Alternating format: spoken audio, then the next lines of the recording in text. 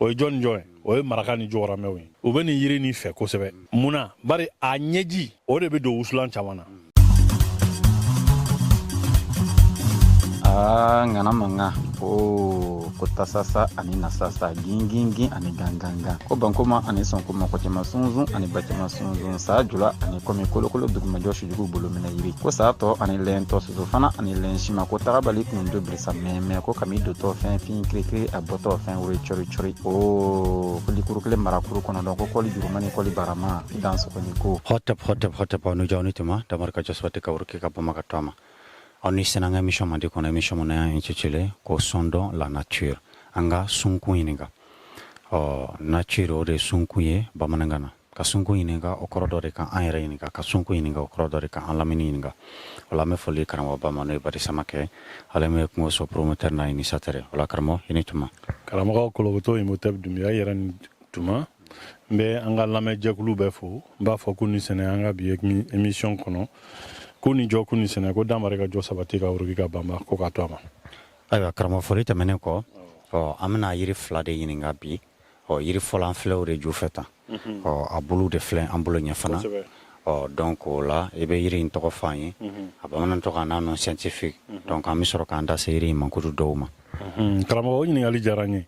yiri min fla ju feni wen wele ko sana bamanangana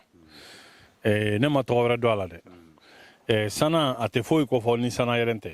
mɔgɔ caman y'o de kuma fɔ et puis o de b'a to mɔgɔw hakili bɛ to a la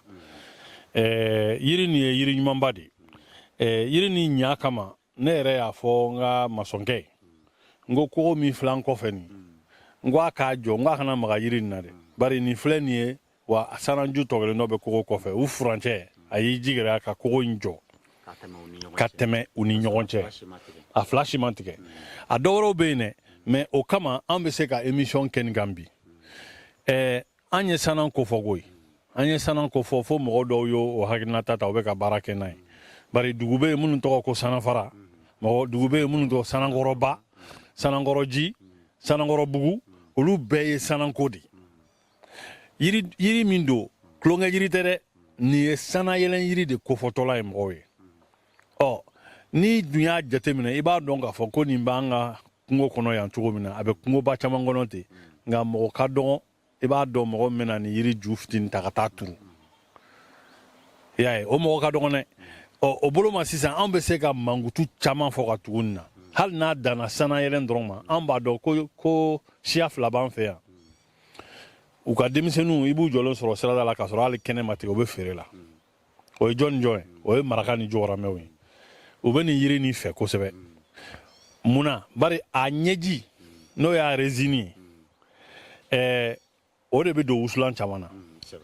wusulan caman mɔgɔw kɛtɔ ka mankutu ɲumanw ni fɛnw ɲini dawula kow ni sɔrɔ yiriwa kow ni fɛn ninnu mɔgɔ caman de bɛ sana ɲɛji ɲini ka taa don wusulan na k'a wusu ka so kɔnɔ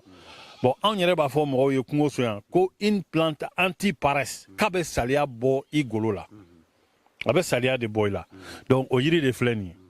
bon o bolo ma n'i y'a ta k'a lajɛ mɔgɔ caman b'a fɔ ko sana ɲɛji mais sana bɔlɔ de bɛ mɔgɔ caman sɛgɛn a ɲinini na ko ka taga sana sun fɛ ka taa bɔlɔ bɔlen sɔrɔ tan bɔlɔ nin ye mun ye bɔlɔ nin ye sana nuguli daminɛ de a bɛ kunni bɔ ka janya ka na se fo nin ma n'a janyana ka se nin ma a bɛ sɔrɔ ka walaka n'a walakara a bɛna bilen tan i m'a ye n'a bilenna a bulu bɛ kɛ magamani ye ta k'a sulusara dɔɔni a mana bilen tile mana gosi o la a bɛ kɛ nuguji ye ka kɛ nin nuguji jɛman fasɔn nin bon tile mana nin fana gosi fo k'a garon o bɛ fin k'a kɛ i n'a fɔ nin donc ko caman de bɛ yiri nin kɔ mɔgɔw dun b'ale ta k'a don u ka wusulan na k'a kɛ ka u ka sanayɛlɛn baara ni fɛnw kɛ bon o ye an ka danaya kow ye quoi an yɛrɛ ka laadala kow sira kan bon ale farisogo bɛ kɛ i b'a fɔ warijɛ tan ka sɔrɔ ka a nugubulu ninnu kɛ nin cogo in na tan bilenman b'a la nugujima fɛgɛfɛgɛmani b'a la nugujima finman b'a la ka tila ka warijɛ kɛ a fari ye mais nin bɛɛ n'a ta n'i ye muru kɛ ka nin tigɛ dɔrɔn i bɛ taa sɔrɔ sana kolo bilennen don can sana ji bilennen don can i m'a ye donc o bolo ma sisan mɔgɔw bɛ baara caman ta a sira fɛ k'a fɔ kobilen bɛ se ka ɲɛnabɔ n'a ye sɔrɔ bɛ se ka ɲɛnabɔ n'a ye hali tungafɛtaga ni fɛn ninnu baara caman bɛ kɛ ni sana ye. Dawula yiri dɔ fana. Dawula yiri dɔ fana parce que n'i y'ale dan n'i y'ale ye san tɔw cɛ la a nana yiri caman sɔrɔ nin yɔrɔ in na koyi mais a bɛ san 10 sɔrɔ kuma i bɛ taa sɔrɔ sana yɛlɛla tɔ bɛɛ ni san cɛ k'a bɛ taa sanfɛ a bɛ taa san de la bon o y'anw ta ye an b'a tɔgɔ wele o la an b'a dɔn o sira kan bon ni mɔgɔ min ye nanzarakalan dɔɔni kɛ n'i b'a fɛ ka nin non scientifique sɔrɔ walasa ka taa lajɛ fɛn minnu ni fɛn minnu b'a la parce que dɔw y'u ka miiri d'a kan ka recherche kɛ quoi ka tirinili kɛ hali kalanbulon nanzara kalanbulon kɔnɔ olu de ko a ma ko Danielia Oliveri ɔ kuma dɔ la nin yiri ninnu tɔgɔ man ne k'a fɔ yɛrɛ nanzarakan na parce que a b'olu ka nanzara dɔw de ka mankutu fɔ quoi Oliveri ninnu de taara ka taa nin ɲini ka na n'a ye siɲɛ fɔlɔ la donc u b'a fɛ k'u bonya u b'u tɔgɔ ta k'u da an ka yiriw la. olu ye mɔgɔ mun kɛra sababu olu k'a lakodɔn anw fɛ yan farafinna donc olu ye o tigi jansa ka o tɔgɔ yɛrɛ da yiri la ko k'a non scientifique voilà k'o tɔgɔ da yiri la ka kɛ non scientifique kolo o de ye Danielia Oliveri nin mais i b'a dɔn dɛ kɔsani in na ne yɛrɛ bɛ ka wuli nin ko ninnu kama dɛ olu ye diɲɛ ye cogo min na dɛ ka mɔgɔw ka baara n'u ka mankutu dɔn cogo min na dɛ olu b'a fɛ fana an ka baara kɛ o sira kelen de kan o de tɛ se ka bɛn mɔgɔ caman de k'a dɔn k'a fɔ ko n'an bɛ yeli fondo ko kuma nin na dɛ paradigme nin dɛ ko anw de k'a dɔn k'a fɔ anw bɛ ka diɲɛ lajɛ an ka ɲɛnamaya lajɛ ni ɲɛ min ye anw de bɛ se k'o tɔnɔ bɔ an yɛrɛ ye mais ka taa mɔgɔ wɛrɛ ka yecogo ta o y'o ye cogo min na k'o tɔnɔ bɔ a yɛrɛ ye ko foyi fana ka tɔnɔ sɔrɔ o sira kan o ye yɛrɛ nɛgɛ dan ye koyi. a b'i b'a fɔ sisan yala an bɛ fini minnu don nɛnɛma yɔrɔ fini ani funtelima yɔrɔ fini tɛ kelen donc ne y'i to funtelima yɔrɔ la ko f'i ka nɛnɛma yɔrɔ fini don yɔrɔ kɔni i b'i yɛrɛ fatu fu kosɛbɛ a bɛ n'a fɔ fana i n'a fɔ samiyɛko ni tilemako ni jako ni fɛn ninnu i b'a dɔn k'a fɔ ko fo nɛnɛ samiya ani tilema donc mɔgɔw ka kan k'o de jateminɛ k'a fɔ ko an ka yeli cogo ni sananko nin na Danielia Oliveri taara fulu ɲɛna min don u ka ye cogo la mais anw fɛ yan an ko nin ye sana yɛlɛn yiri de ye a k'an minɛ o ma a mankutu ka sɔrɔ o kan wa an k'a tɔnɔ bɔ o sira kan bon o bolo ma i bɛ taa sɔrɔ sisan an y'o ko jateminɛ mais a bɛ bana dɔw furakɛ dɛ a bɛ bana minnu furakɛ an b'a dɔn k'a fɔ n'i ye nin ta a fana ye anti-inflammatoire de ye i n'a fɔ ko fɛn min b'i bana fari bana a ka nɛn ta quoi i m'a ye a bɛ joli bana a ka nɛn ta a bɛ fari bana a ka nɛn ta n'i dun y'o ta k'o lajɛ i b'a dɔn k'a fɔ o ye mɔgɔ fan bɛɛ de ye golobana b'o la kɔnɔnabana b'o la sugunɛsira banaw ni fɛnw b'o la k'a fɔ mɔgɔw b'u ko nin na mɔgɔw b'a min mɔgɔw b'a a fara bɔ a lili bɔ k'a don densɔrɔ baaraw la an yɛrɛ b'a dɔn k'a fɔ ko muso caman bɛ yen nɔ bangebaliya bɛ minnu sɔrɔ k'a fɔ k'u bɛ nin fara u ka bange ɲini sira kan i y'a ye wa. e y'a fɔ ko funu kala don o de tɛ anti-inflammatoire ya donc ni fɛn bɛ funu donc a bɛ a basi pour que a kana na se nɛnta ma kosɛbɛ a b'o kɛ bon maintenant an y'a fɔ ko infertilité ko muso minnu tɛ ka den sɔrɔ o tɛ ka wolo donc olu bɛna a lili ɲini ka taa o daji ka to k'o fara u ka furaw kan ko a bɛ fanga di u ka densiraw la walasa u fana ka se k'u yɛrɛ sɔrɔ bon n'i y'o jateminɛ nin yiri in na i b'a dɔn k'a fɔ ko Mali yɛrɛ y'a to a ka maliya la an ka jamana ka nin yiri ta k'a fara yiriw kan minnu makaranen don Mali sariya fɛ k'a fɔ ni e minɛna e bɛ ka nin tigɛ ou bien i bɛ k'a fara bɔ wali kelen i bɛ k'a lili bɔ ou bien ka tasuma don a la i bɛ se ka ɲangi u b'a fɔ o ma ko les arbres les plantes partiellement protégées partiellement ye jumɛn ko i kana maga nin na de minɛ fo jamana eaux et forêts mɔgɔw ka sariya d'i ma u ka yamaruya d'i ma donc o b'a yira k'a fɔ tulonkɛ yiri tɛ dɛ yɔrɔ donc o n'a ɲɔgɔnnaw de bɛ nin yiri nin da fɛ donc an b'a fɛ mɔgɔw k'ale fana jate bɔ a ka koron k'a bila sow kɔnɔ ka turu sow da la ka kɛ an mago ɲɛna ye k'a sɔrɔ a si ma latunu bari n'a si tununa dɔnniya fɛn o fɛn b'a da fɛ maraka kunda jɔgɔrɔmɛ kunda bamanan kunda miyanka kunda mɔgɔ bɛ nin yiri tɔnɔ bɔ o de bɛɛ ka dɔnniya bɛ na tunu n'a ye quoi voilà donc Danielia Oliveri nin n'o ye sana ye bamanankan na an ye mankutu damadɔ minnu sɔrɔ ka gun a la bi o ye ninnu ye quoi. ayiwa basi tɛ an k'i la u bɛ somɔgɔ sama bɔ an bɛ se an ka yiri filanan ma o la karamɔgɔ an tun ye yiri fɔlɔ min ɲininka o ye sana ye o tɛmɛnen kɔ an bɛna an sera an ka yiri filanan ma donc i b'o fana tɔgɔ f'an ye ani a mankutu dɔw. karamɔgɔ Kologoto Imhotep Dunbiya o ɲininkali diyara an ye terminalia macroptera o de an bɛna yiri min mankutu dɔw fɔ mɔgɔw ɲɛna o ye wolo de a nazarato de ko terminalia macroptera bon nyana nga se wolo ma yoro yere ma terminalia ni mo kan ga do de fleni o ima ka bulu be nugu a kun de la ka bokwa na kun na ye nugul damne dro akala be janya ko donc o de laba me kenini ko ni be ale bulu kunta e be ta soro a terminaison no bamananga na ko a kun terminaison yoro be laban yoro mina nugu da be laban yoro mina o de bulu fleni mai o de a terminalia ma yoro nalia e macrop de la ni o ya kolo de ko quoi parce que wolo tawla ale de kolo ka boni toye mi macro enclobe macro la anitera wala ni ko woloba na fo wolomzo o de fleni amulo na meka kuma ko wolo tobe ne amsega wolo kacha mais ni wolo fana nana ke demba mi ambaro ka fo anga bamanangana ko nye o wolo be quoi ina fo kolo ketoya a wolo kolo be quoi imae ka fo fini do be no ni ataka le dron mo bi singa vote wolo anyebi ko wolo de voilà donc o e maronde mi me ke ina fo kuma dola e ba fo galama finen quoi wolo ale tabegete bon ale koni yiri mi ma mbulu koro ya no bon doni be se 600 ale fana bulu bebe bi mo yere ka anku timinanja wolo bulu tale la kamara parce que nous ya bulu ta kamara ni wolo koko na wuli sokono emae wolo afla be nyon soro ale la donc o yiri de fleni avec ka wolo dogi o e golo ko e avec ka mo mi wolo la avec ko o tigi fana deme ni aye muso kele ke ka senge ni de nana na ba fe afare ka siga chugo la emae on da be ka mara ni yiri nunu na tuo bina parce que tiere la farafina folo nunu de kumbe mo bolo koro wa gansama to Nations Unies mo willa ka fo ko kemesrada o kemesrada diɲɛ kɔnɔ han mɔgɔ 80 de bɛ ka farafin fura kɛ k'u yɛrɛ furakɛ médecine traditionnelle kabako do dɛ mais pourquoi o médecine traditionnelle bi an ka Mali kɔnɔ ali bi o ma wara i b'a fɔ ni bɛ anw fɛ yan n'i taara Chine n'i taara Inde i bɛ taa sɔrɔ Chinois fana kɛlen don k'u ka médecine traditionnelle privilégiée n'i taara Inde Indiens kɛlen don k'u ka médecine traditionnelle privilégiée donc o la c'est comme si n'i y'a ta o cogo la donc o statistique de bɛ plus de 80% d'i ma boy a yɛrɛ furakɛ ni médecine traditionnelle donc a bɛɛ t'i b'a fɔ anw ka farafina yiriw dɔrɔn ye nka mirindi wɛrɛw peuple wɛrɛw fana sigiyɔrɔ la o fana ka médecine ka kɔrɔ dandali bɛ yen o fana tun bɛ furakɛliw kɛ cogoya min na ka kɔrɔ n'u ka yiriw ye o fana cogow bɛ yen o ma minnu bila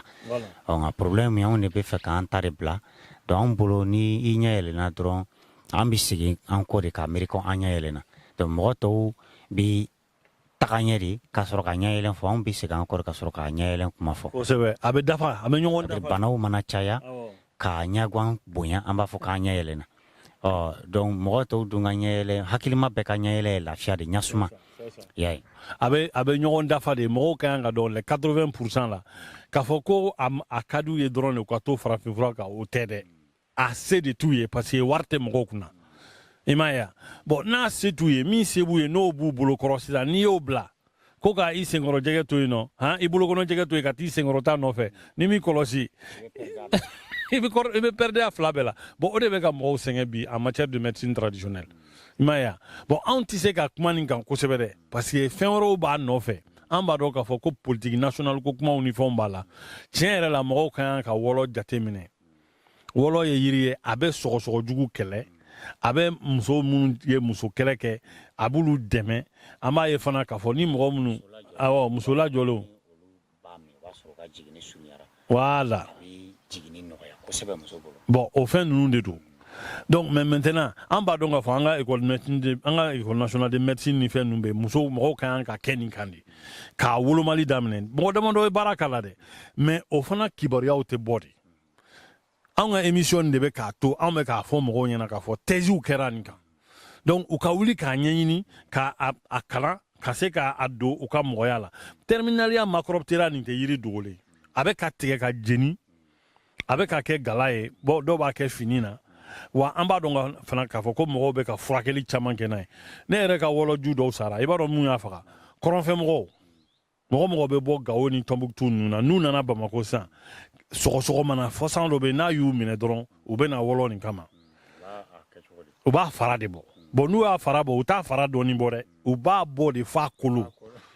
bon donc wolo damadɔw sara o ne y'a f'u ɲɛna n ko bon sisan ne ka yɔrɔ la wɔlɔsun bɛ a tiɲɛ don wa an bɛ se k'a fara d'aw ma mais tiɲɛ yɛrɛ la anw tɛ furabɔ kɛ et ben an b'a fɛ mɔgɔw k'a nafa de dɔn fɔlɔ pour que a kana tunu i m'a ye o de baara bɛ ka kɛ yan nɔ i mana nafa dɔn ni bese dir'i ma k'i k'a tigɛ i tɛ sɔn k'a tigɛ bon n'i y'a nafa dɔn fana i b'i magara la ni furati kun k'i yɛrɛ furakɛ yan'a ka se soma yɛlɛmali ni fɛn ninnu ma i bɛ se k'i yɛrɛ dɛmɛ ni yiri ye k'a sɔrɔ i ma yiri yɛrɛ fana tiɲɛ donc o de baara bɛ ka kɛ bon o bolo ma sisan ni mɔgɔ ko i bɛ yiri fara bɔ yan i n'a fɔ wɔlɔ ninnu an b'a fɔ de selidaga ta a ni falo ta n'i tilala fara bɔli la i ka bɔgɔ nɔ ni yiri jukɔrɔ dɔrɔn i k'o kɛ ka a mun ka ɲɛ walasa a ka se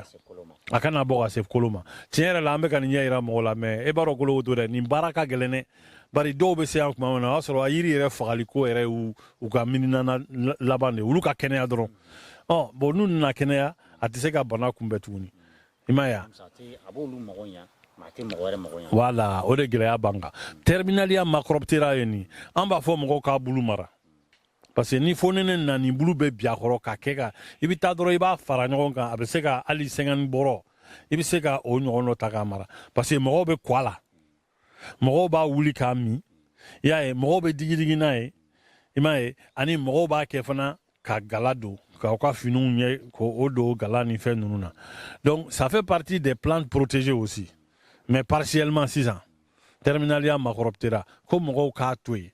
a k'a yɛrɛ sɔrɔ pour que a tɔnɔ bɛ se ka bɔ bon kungo so an kɛlen bɛ k'ale mara o cogo la ten wɔlɔ wɛrɛw bɛ yen dɛ nka nin wɔlɔba in de ko don an b'a fɔ o ma ko wɔlɔmuso voilà min ye terminaliya makɔrɔbitera ye makɔrɔbitera ye voilà voilà a kunna mɔgɔw k'a lajɛ ka ɲa fɛn a den kumaba quoi a den kumaba bon n'i y'ale fana bulu ta hali a den ka bon bulu fana ka bon ni wɔlɔ tɔw bolo ye quoi bulu ye quoi i y'a ye bon i bɛ taa sɔrɔ fana n'i ko k'i bɛ don yiri bulu yɛrɛ tacogo la i bɛ taa sɔrɔ u si tɛ falen fila u bɛɛ bɛ falen kelen u ka côté de la quoi i m'a ye n'a bɛ janya dɔrɔn i b'a ye u bɛ bɔ ɲɔgɔn na ka taa de i m'a ye donc o de yiri filɛ nin ye an ka yiri ɲuman don a cɛ ka ɲi dɛ ni nin nugura a samiyɛ donna la vraiment i b'a lajɛ f'i b'i se wa donc mais i tɛ min mɛn i tulo la ko mɔgɔ dɔ taara wɔlɔ kisɛ ta k'a turu o tɛ yen dɛ o ta voilà bon n'an dun y'a dɔn an ye nin mankutuba nin bɛɛ fɔ a kan k'a fɔ ko nin bɛɛ bɛ se ka kɛ ni nin yiri kelen ye bon donc voilà c'est ça o yiri de don voilà donc o mankutu de b'an bolo ka fɔ a kan voilà merci hakili la nin bɛ somɔgɔ sama bɔ o la an kɛlen kɔ ka sana ɲininka an yɛrɛ filanan min ɲininka o de ye terminaliya makɔrɔbitera ye n'o ye wɔlɔba ye donc ni dɔ ko ale ma ko wɔlɔmuso o la ka bɛɛ lajɛlen fo ko yan man dɔn triple hotep ngana manga ko tasasa ani nasasa gingingin ani ganganga ko bankoma ani sonkoma ko tema sunzun ani batema sunzun sa jula ani komi kolokolo duguma joshi jugu bolo mina yiri ko sa to ani lento suzo fana ani lenshima ko tarabali kun do brisa meme ko kami do to fin krikri aboto fin wuri chori o ko likuru kle marakuru kono don ko koli jurumani koli barama dans ko ni ko